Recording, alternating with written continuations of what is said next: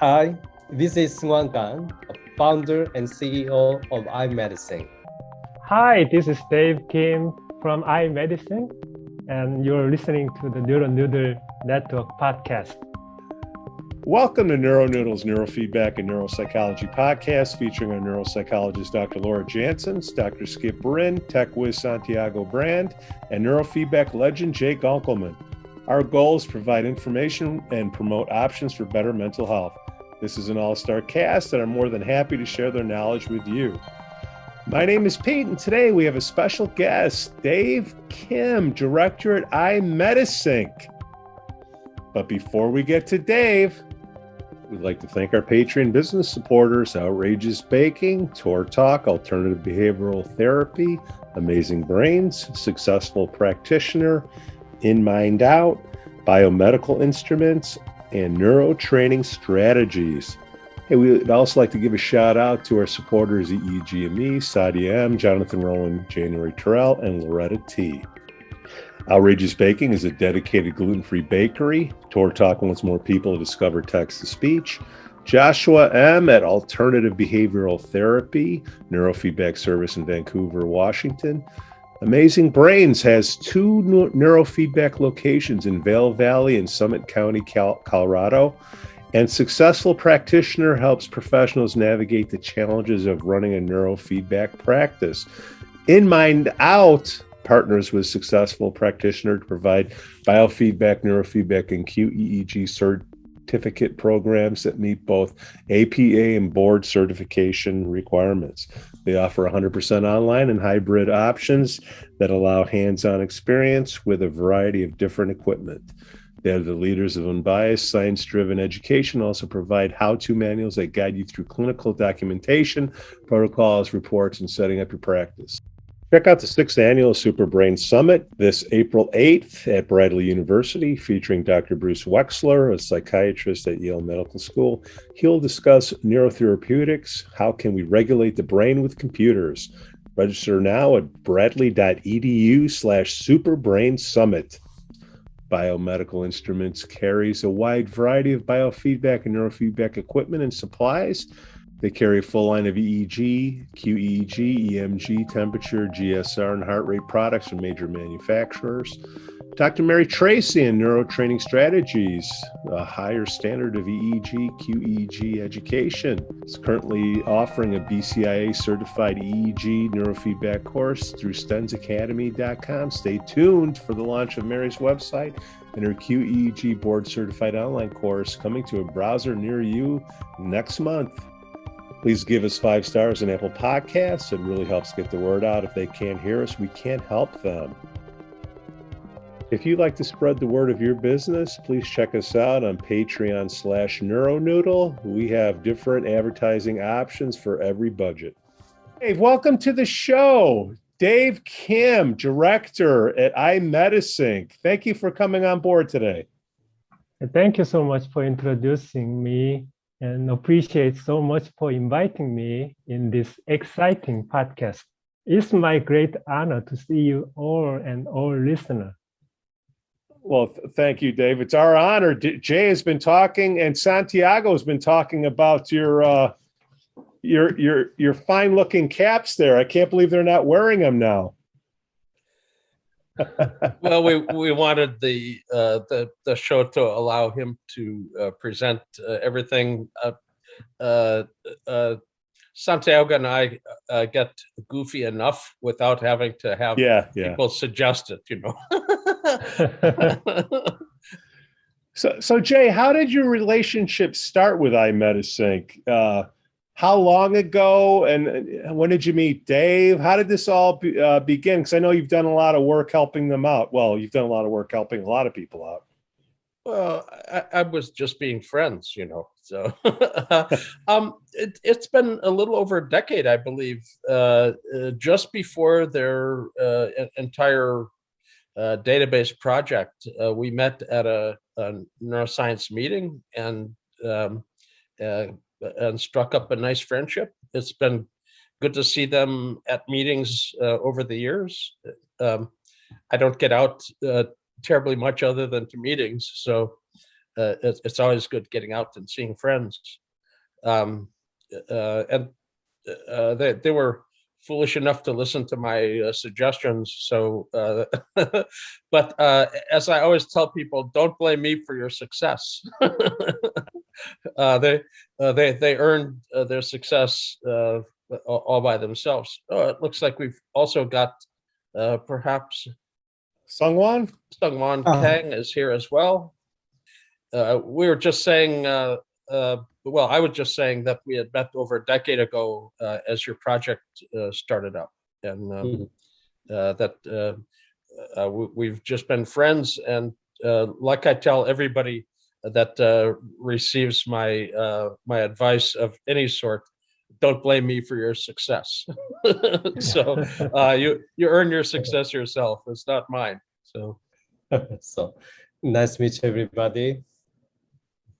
So Jay met everybody 10 years ago. Santiago, when did you get into the fold? Because you were just in South Korea visiting with these guys, right? Right. I had the great honor and pleasure to go visit them in Seoul last December. And I first became aware of them back in early 2018. I was attending one of Jay's workshops. I believe it was the AAPB in Orlando. And Jay started mentioning them and talking about the database and the innovative work they were doing. And I was going to meet them for the first time in person in early 2020 at the AAPB in Santiago, just when COVID started. So that had to be canceled. And I started talking to Dae-kun more online through one of the different study groups that we have. One of the study groups that was run by our late friend, Yo Castellano. And that's when I started talking with them more and learning about the helmet and the work they were doing. And it was just by sheer happenstance that early November, October last year, Singapore started reopening borders, and they created a vaccinated travel lane with Korea, where travelers from Singapore going into Korea wouldn't need to quarantine as long as they were fully vaccinated. And my wife and I decided to go, and I wrote an email to Dae-kun saying, my wife and I are going to Korea. I would love to go visit your facilities. And we coordinated, we got together, and we ended up spending a full day with them. We had a great time. I met Sung Wang, I met Dave, I met Mandy, the team. And I have to say, I was quite impressed by not only their operation, the work that they're doing, but their hospitality. I had heard that Koreans are quite hospitable, very friendly people, but I got to experience that myself. And I cannot wait to go back and see them again and visit the country again. But we spent a full day. We had a very nice Korean barbecue. My wife and I got to wear the helmet, and they showed me everything they're working on. And one of the reasons I decided to go is because you can tell that they're focused on the science and they're focused on providing the evidence as opposed to just the marketing. And to me, that's very important, and that's something I highly respect. And I know that I got a state-of-the-art product. Everybody who's seen me wearing it is asking me about it, and I'm happy to promote it because I believe that the product is very well designed. You can tell that they spent a long time working on not only the software, but the actual design for the helmet before it became a reality. And I have been testing it with friends and colleagues around here, and I'm quite satisfied, more than quite satisfied with the quality that it produces. And it now being wireless and dry sensor technology, dry electrode technology, it opens the doors for more optimal and creative neurofeedback work. You don't have the limitation of dragging cables around and carrying more supplies to the amplifier. And in my work with peak performance and athletes, I think that's a big plus. So I just have to say that I'm really quite impressed, and how they have the operations set up in their facilities with the engineers dissecting the EEG, working on the algorithms. This is truly next generation. They have a great tagline: "Get to know yourself in 10 minutes." Is that right? Because Jay was on the show Oh, what was it? A few shows ago, Jay had just got his helmet and he put it on. I was trying to pay attention to Taylor. Then I saw Jay messing around with his little cap there. What do you got going on, Jay? Well, you can see the inside of it. The electrodes, if you expand it out, you can see the electrodes in the front split apart, and they stay proportionate. So as this sets on your head, and again, it gives you a little bit of a Star Wars trooper look, but it keeps all the electrodes in the proper location, and it's quite flexible. It looks like it's like one big solid piece, but it's all individual little segments that are all hooked together that end up expanding and contracting and keeping the electrodes in the appropriate 1020 sites. Actually, it took me more time to fill out my personal information because I'm so old, I had to spin the wheel to get back to 1949. So it took me a while, but it took as much time to fill out my name, telephone number, and date of birth, because again, I had to spin the wheel for the age. But the helmet went on in less than 2 minutes. I positioned the frontal electrodes in the front, expanded the wave and put it on my head, released it, and everything went in good contact. I looked at the impedances; they were all green. There wasn't any need to, fiddle around with any of them to make better contact. It was very quick. Now, the only thing I did before putting it on was to wipe my forehead, which there's a lot of forehead now. I can get back to C3 and C4 with no hair. So, but it went on quick and easy. It was not uncomfortable. Quite honestly, I've had electrocaps, Electrocap International put on with the chin straps and chest straps, and then the needle to scrape the skin, and that can be quite uncomfortable. So this was really quite a delight to see high quality recording instantly after simply applying it. I know that there are some people that have lots of hair or specific areas that might be more difficult, but there's no electrode system that's not going to have some difficulty with some specific circumstance. And I would urge people to give the iSync wave a solid look when they have a chance at the next meeting. Now, Sung Wong, thank you for coming on the show. You are a medical doctor, correct? Yeah, right. How did you get started with neurofeedback, QEEGs? I mean, last I checked, there aren't too many programs where you can go in and say, "Oh, I want to build a QEEG cap." How did that start for you? So I graduated Seoul National University Medical College, and I had been very interested in so-called integrative medicine, integrating Westernized scientific medicine and Oriental medicine together. So basically, I have some philosophy of medicine for integration of mind and body together.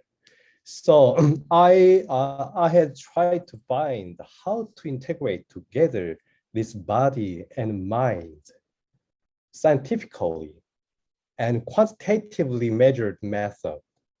So after graduation, I got the residence training from family medicine. After that, I got the postdoctoral training as my fellowship training for chronic pain management. So when I cared for so many refractory chronic pain disorder induced by traffic accident or some traumatic brain injury or some other unexplainable many chronic problems such as CRPS or some other problems, then that such kind of disorder were typical complex chronic mind and body problems together, so emotional and physical problem. But at the time, I didn't have any solution to assess and measure the brain disorder exactly and quantitatively. So I seriously considered I had to start some research and I had to develop some solution for these patients. And then I realized, oh, our signal, our body signal, some rhythm, frequency, power, and some functional correlation together has very important rhythm for our body and mind. I started to study brainwave, so-called EEG, and I started to participate in some ISNR to 2008.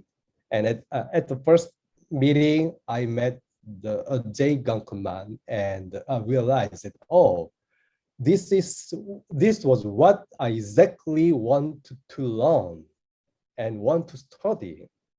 That's the start. That's my initiation of my research and everything. So I considered what I had to start, what point, where I had to start.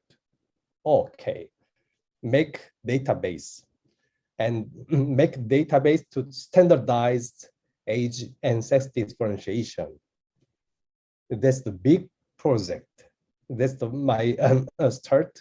And I got the many inspiration and advice from Jay Gankuman. And then after making database, that I need to some service platform. So I started to develop, I think, brain cloud-based automatic EEG analyzing system. And then finally, I developed my headset. That's my brief story. And then Dae-kun, how did you get involved? How long have you been with the company? I basically, my background was electrical engineering. I have been pursuing so for long, finding electrophysiological sign of self-healing or self-regulation and the mechanism of those. Seung-Wan made a university-level research center for tackling this issue. So I joined his research center and working together with Seung-Wan since 2009. I thought that the healing process is kind of momentarily process, moment-to-moment changing process. We finally decided to investigate momentarily changing variable in human. Those were electrophysiological signs, signals, brain waves, and heart rhythm. That was the main topic of our research. Santiago, when you were in South Korea, did you happen to get any information? Like, I don't know what it's like in Singapore. I don't know what it's like in South Korea to get adoption of the product compared to the United States. Well, as far as I know, I am the first and only professional to use it here in Singapore. And when we talked about obtaining the product, I immediately jumped at the opportunity because I knew I was acquiring, again, next generation state-of-the-art device. Neurofeedback is being slowly growing, and EEG work has been slowly growing in Southeast Asia. I think that eventually this will catch on, not as quickly as maybe the US or Europe, but there are more professionals doing serious work and getting interested in EEG and neurofeedback in an ethical, proper way. I don't know, they can correct me if I'm wrong, please, but as far as I know, they had already been talking about some prospective distributors in here in Singapore, and then countries like Thailand, Philippines, Malaysia, I think Japan.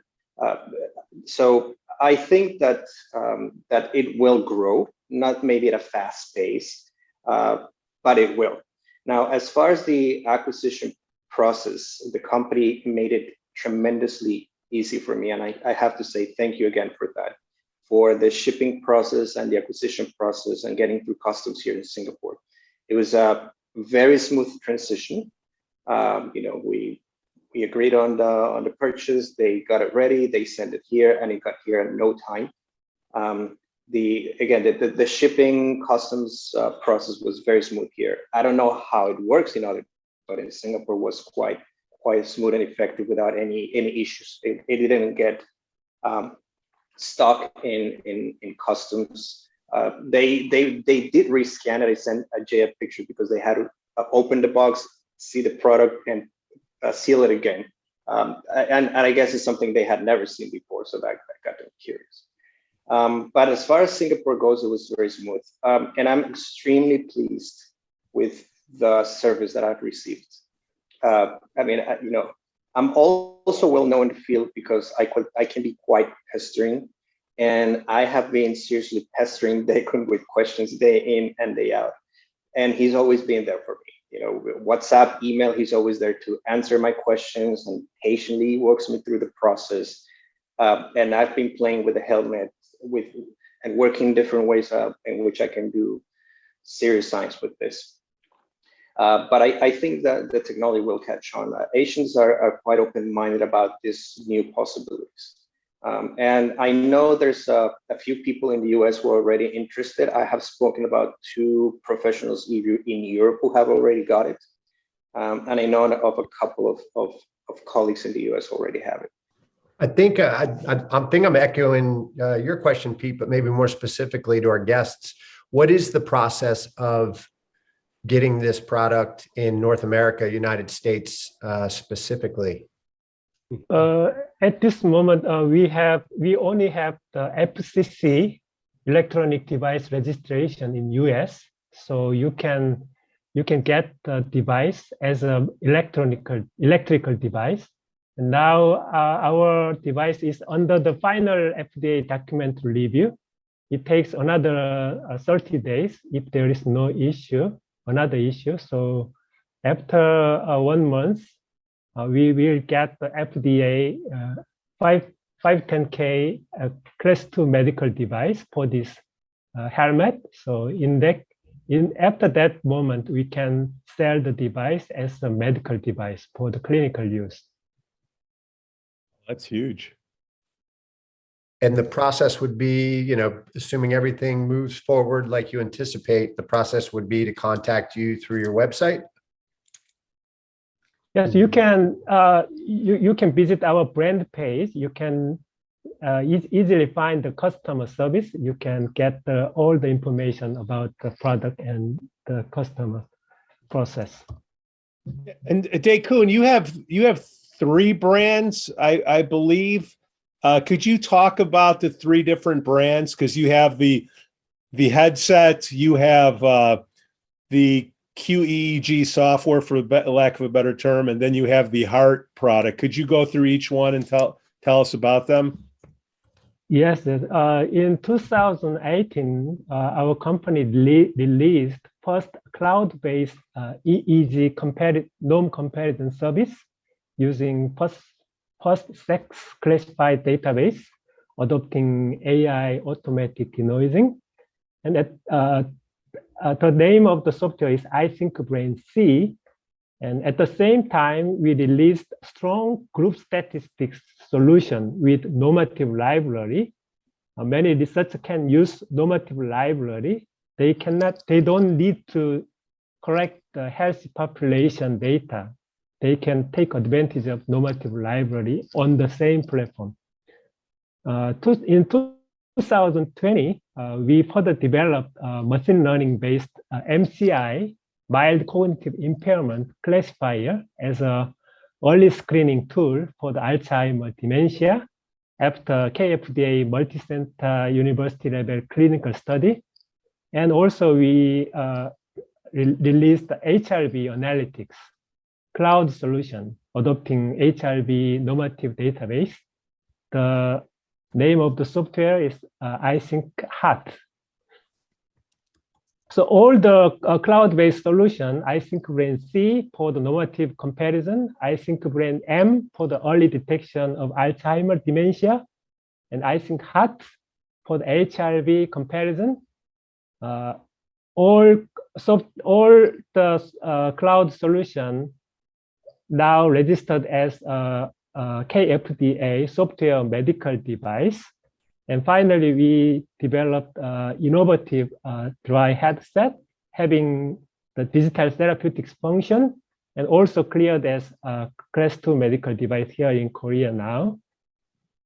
The headset now have the near-infrared LED modulation function and simultaneous EEG recording during the LED neuromodulation, and will have the neurofeedback function we now under developing.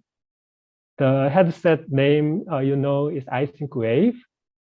iSyncWave basically integrated with the iSyncBrain, iSyncHeart AI automatic analysis solution on the cloud.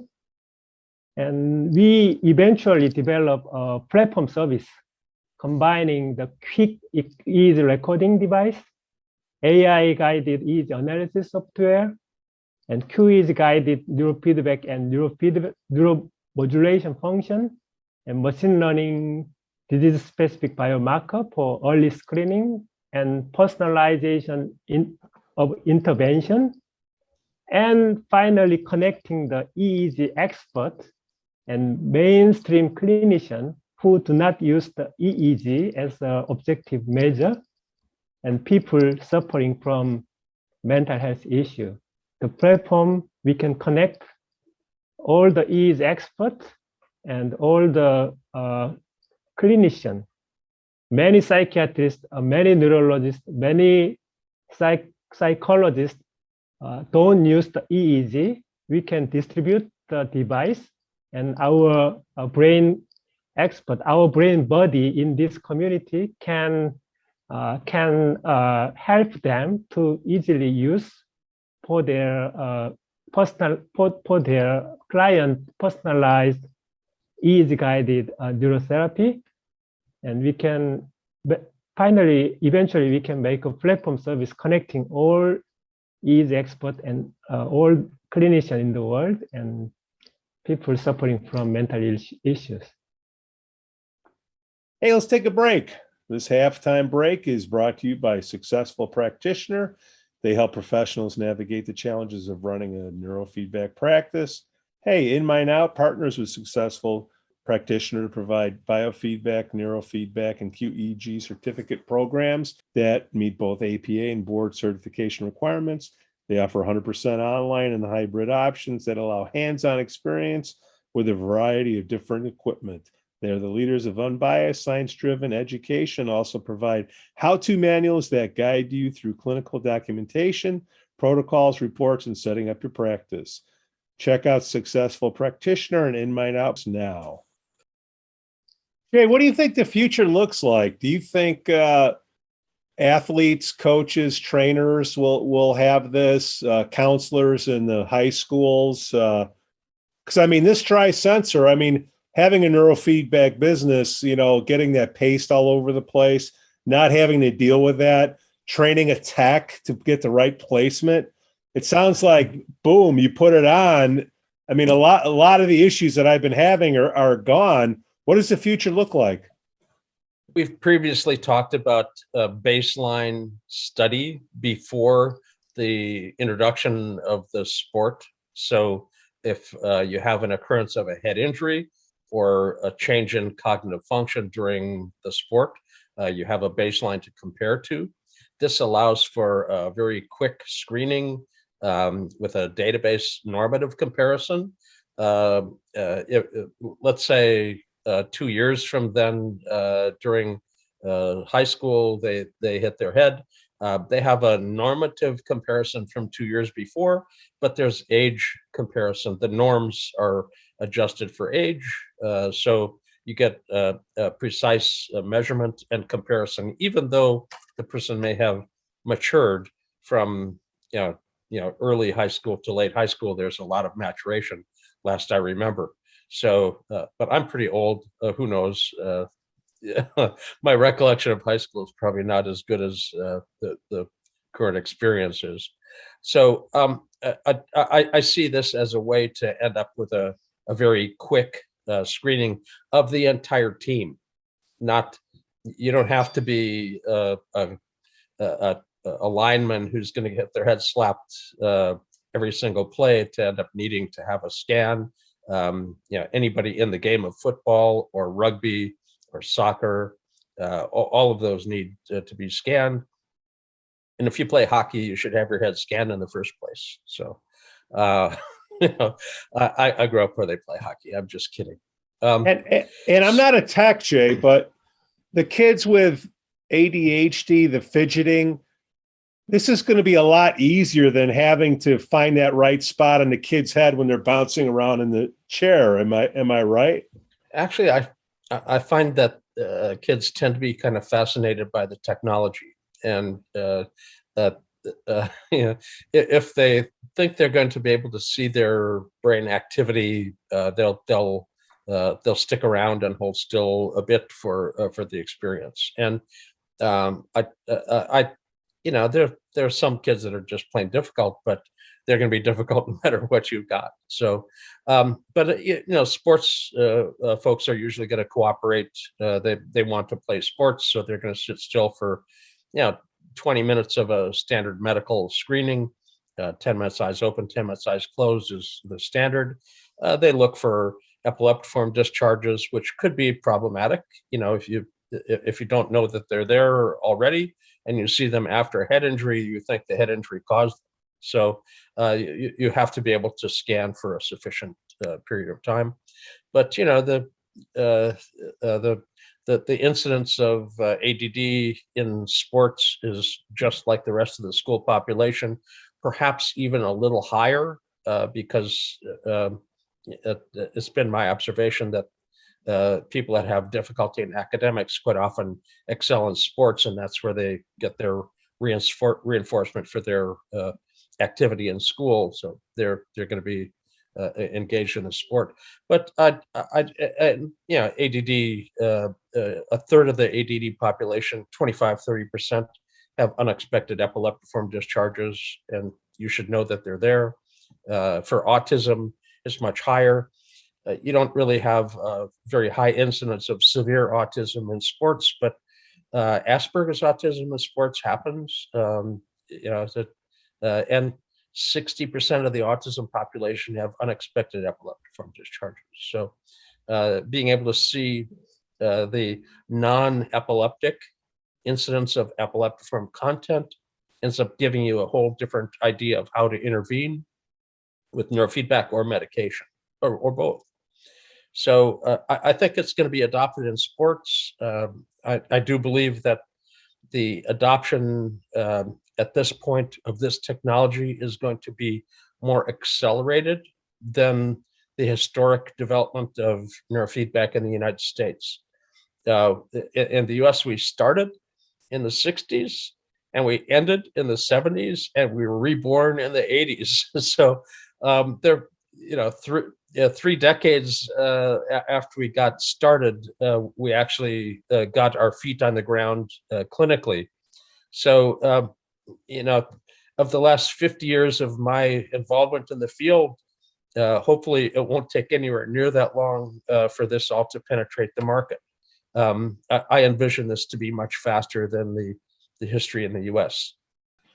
From the decade ago when I met Dae-Kun and Sung-Wan, I've seen their rate of progress, starting from having no data and wondering what AMP to use, to now having not only a database, but a database that's specifically more advanced than any other database out there.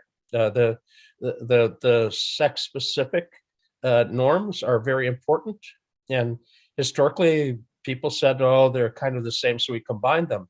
Now that you see them next to each other, tell me they look the same. They don't. So the extra effort that they went through to keep that separate is unique. They also have approaches in their analysis that are modern neuroscience, not neuroscience from the 1970s. So I'm happy to see that they've adopted the computational neurosciences approach to the analysis and didn't get stuck in the past. There's a habit within the field to kind of stick with what they've been accustomed to, and we need to change our expectation to modern neuroscience, not 1970s neuroscience. And I'm happy to see that that's happening. A decade ago, and now from nothing to basically being the best database, the new high-tech product, all from nothing. So I think this, at the speed that they're going, this is going to penetrate the market within a few years in a way that we've never seen before. And I look forward to that. It's been a joy to see the blossoming. And, you know, it's the end of winter here in North America. And well, hopefully soon it will be the end of winter. There's a lot of people, a lot of snow and ice, but spring comes and things bloom fast. And I see this as the blooming of our field. And I think that they've planted some very good products, and I expect to see them prosper along with the field. Yeah, as Jay said, I mean, the applications here are profound. You know, we're talking about things that have been discussed. There's a association around here. It's the Sports Neuropsych Association, and they're focused on, obviously, concussion. And one of the barriers to doing the work is being able to get a widespread reading of teams, not just particular individuals, or, you know, post possible concussion assessment. So just in regards to sports, particularly, the applications here are pretty damn exciting, right? You can do a team in an hour, you know, you're not even losing practice time, right? So that's pretty exciting. But the other piece that Jay also alluded to, and you did too, Pete, putting the gunk in your hair and putting the electrodes in the right spot are really important, but they're a pain in the you-know-what. And I think part of the learning curve, and maybe even part of the deterrent for both early practitioners and patients, right? So now we're just leapfrogging that. And I guess it does remain to be seen how much this takes off, but I think it's easy to imagine that a device like this would facilitate folks getting into the field, just being more willing to participate, because you're cutting out an entire segment of the, pardon the French, but edit it if you need to, Pete. That's a real pain in the ass. You know, people don't enjoy getting the gunk. It's not a big deal. Some people it is, but it takes time. And business person to business person, Pete, right? Like now we're talking, you're cutting out 10, 15 minutes. If you have caps, you got to wash. That issue's no longer there. It's game changer. I mean, training the tech, right? Then you train the tech and they leave and they go work for somebody else, or they get bad data, right? The artifacts. That was another question I was going to have Santiago, ask your question, but I'm just wondering how the software works, because you have a tech working with somebody and then you can't get the right amount of clean data and you have to bring the client back in to get it done all over again. Santiago, ask your question. Please address how it is with the data and the artifacts and whatnot, and having the training time for a tech, the learning curve has to be a lot shorter than what it is currently. Yeah, I agree with what Skip was saying, first of all, in that it's going to cut down significant time for the prepping and the setup. Just this week, 2 days ago, I did record a couple of professional boxers, a male and a female. And the male was particularly impressed with the way the helmet looks. He said it looked really cool, but he's very data oriented. He's a very data oriented athlete. He's into the science. And he was really, really impressed with the quality of the signal and the results it provides. Now, the two elements I like about the icing wave the most, are one, that the speed at which you can get results, meaning they use it's a Wi-Fi interface. You record the data, it gets sent into their server at any point. Someone or Dacon, if I'm using the wrong terminology, please correct me. But it gets sent, and then you get it sent back with the topographic maps and everything. And they have the algorithm that cleans the data. Now, as a practitioner, you have to ensure that you have a good enough connection and a good enough signal. You don't want too much artifact, because not even the best algorithm in the world can clean that up. But if you have good clean data, it gets sent. Their algorithm takes care of that, and you get sent back the report. And it takes no more than 10, 15 minutes from the moment you place the helmet, you do the recording, and you're getting the data back. And what I did, I used the helmet with two boxers, and then I did the traditional EEG with the paste and the gel and everything. And the correlation is there. It's just very impressive. The same brain areas that were dysregulated for these two athletes showed up in both places. The maps coincide quite nicely, and you see it. Again, when I went to see their offices, I cannot use the correct words to express how impressive the work is, because they have 2 rows of about 6 to 8 engineers working on this, and you can see the EEG going, and how focused they are on meticulous is the word I was looking for. How meticulous they are in the treatment of the EEG with the algorithms tells you that this is what you want as a practitioner. And again, to me, for instance, if you have a tech in your office, you can have the tech scan the client before the session. You can run your neurofeedback, biofeedback session, and then scan them after the session to see what changes occur. With the boxers, one of the things you could do is you can have them spar and then have them sit down, scan their brain while their coach is talking to them. What is their brain doing while they're receiving instructions? Are they focusing enough? Are they tired? Is the brain getting getting affected? Therefore, it opens up the possibilities. If you're working with athletes and you have the cap with the paste and gel, that reduces your possibilities for being creative. With the helmet, it can support some movement. Obviously, you don't want to have somebody boxing or climbing with it, but you can take it to the field. You can do some recordings, and then you can get more specific in the way you perform the EEG.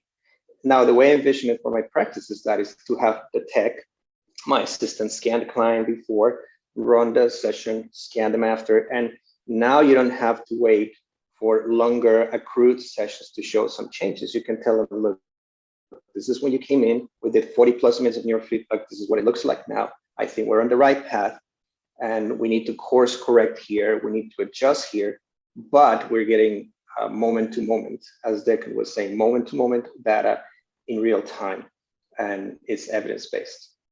Again, it's really impressive. Imagine being a practitioner who deals with seniors my age that are having cognitive, the first hint that you've got something not right. I can't remember quite what I used to remember. I can't find the words, and you wonder whether something's okay. Now, if you're the doctor who serves that patient, imagine a month from now being able to get an iSync wave to put on people's heads in the waiting room before they see the doctor, and they have the results by the time they sit down with the doctor. How much time do you spend in the waiting room? Too much time, but it's not very long. You've got the data and the result, and the doctor has an objective way to tell you you're more like a mild cognitive impairment, not like a dementia. You're more like a healthy aging person that's got some change. And we all expect changes as we age. Hopefully that we can manage them. But if the doctor sees something at that point, they can suggest brain brightening neurofeedback, photobiomodulation, which has been shown to help with dementias, forestalling the progress. So I think this is going to change practices going forward in a very positive way. You don't have to have a highly trained person. A receptionist can put something on somebody's head, for goodness sakes. So, and punch in a name and a phone number and a date of birth, and everything's pulled up based on the phone number and date of birth. So, that people can put in any identifier they want, but phone number and date of birth can pull the data back out. So, I think this is the future hitting us in the face now with what we need to be doing. And I look forward to the FDA agreeing with the Korean FDA that this is a quality device. It's gone through proper validation. I have to say, in the US, a lot of the products that are put out as soon as they think of them. There's no validation studies. And here, not only do we end up with a validation study, but they've split the data that they can study so there's a replication study already.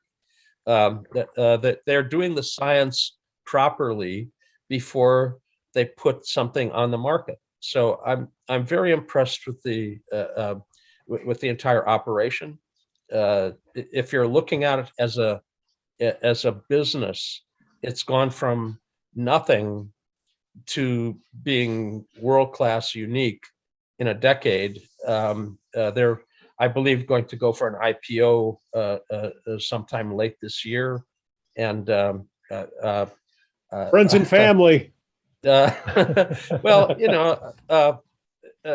if you paid any attention to the internet and the CES meeting that just happened in Las Vegas, some of the people in the booth included Google folks and Samsung folks, and I'm sure that there's going to be some institutional investors that end up picking up pieces of this company, because I think it's really a absolute star to latch onto. And I'm happy to see my friends with such good success. It warms the heart. But it sounds like the future is with this particular product is, if you have the capital, you just send it out to the client, telehealth, put it on, positioning, and doing it that way. Oh my goodness. Who cares if I'm not training any techs. Well, you're going to need to have trained staff to run sessions and things like that. So you're still going to surround yourself with good people. But absolutely, this obviates the length of the training. Historically, a new tech would be trained for a long period of time before they would be unsupervised. And I think this, after maybe a dozen times when somebody's there to help, if there's any issues, they'd be up and running on their own. So it speeds up the speed of having somebody competent in the office.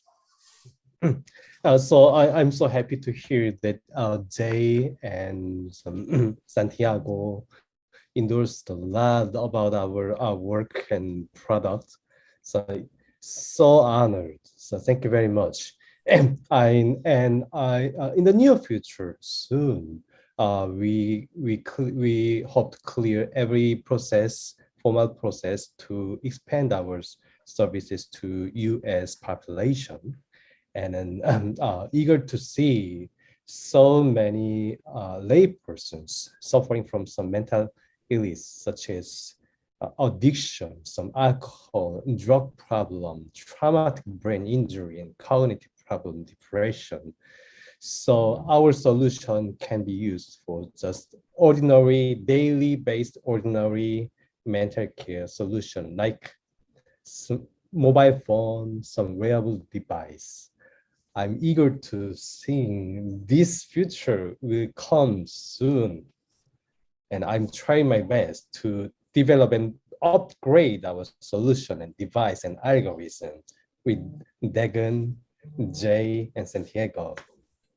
I'd like to add another one comment about the future success. For making a future success, I think the EEG expert in our community can collaborate with many conventional clinicians through our platform services. Many people can visit the education setting and hospital setting. They don't know much about the domain knowledge in this area. So many EEG experts, many J students can connect the teacher in the education setting and conventional doctor in the clinical setting. We can educate them about the EEG knowledge, and we can design the personalized neurotherapy in the school setting or clinical setting. We can help the mainstream doctors, psychiatrists, and the neurologists and psychologists. So education is most important for the success of this new platform service. So some kind of collaboration in our brain bodies, brain communities is most core contents of the future success, I believe. Juan Kang, Dae-kun, Kim, thank you so much for coming on the show today. My pleasure. Thank you very much. Thank you so much. And the best way to learn more about both of you is LinkedIn the best way, going to your company website. What would you prefer? Yeah, please join to our LinkedIn site, and yeah, it is more convenient to real-time communicate together. Perfect. We thank you all for listening to NeuroNoodles Neurofeedback and Neuropsychology podcast. We'd like to thank our Patreon business supporters, Outrageous Baking. They're a dedicated gluten-free bakery that has been around for 15 years. Check them out at outrageousbaking.com. TorTalk wants more people to discover text-to-speech at tortalk.se. Alternative Behavioral Therapy, Neurofeedback Service in Vancouver, Washington. Just ask for Joshua M. Amazing Brains, they have 2 locations in Vail Valley and Summit County, Colorado. Ask for Micah. Successful practitioner in Kelly Feely will help you operate your neurofeedback business. Try them now with a free 25-minute consult. In My Now partners with successful practitioner to provide biofeedback, neurofeedback, and QEEG certificate programs that meet both APA and board certification requirements. Check out the 6th Annual Super Brain Summit this April 8th at Bradley University, featuring Dr. Bruce Wexler, a psychiatrist at Yale Medical School. He will discuss neurotherapeutics. How can we regulate the brain with computers? Register now at bradley.edu/superbrainsummit. Biomedical Instruments carries a wide variety of biofeedback and neurofeedback and equipment and supplies.